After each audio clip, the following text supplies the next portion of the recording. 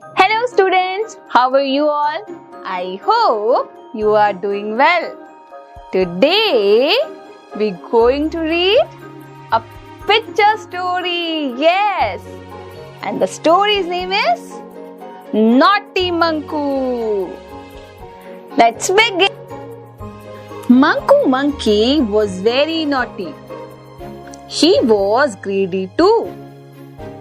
He never shared food with his brother.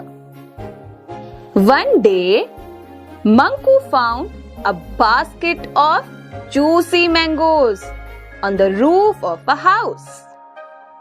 He ate all the mangoes and did not share them with his family. Smiley Sparrow, who was Manku's friend, asked him not to be greedy. But Manku did not listen to her and asked her to leave. Suddenly, Manku's mama came and she scolded him.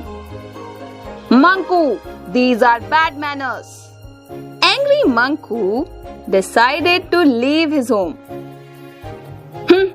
I will never go back. After walking and jumping from tree to tree, Manku got tired and hungry.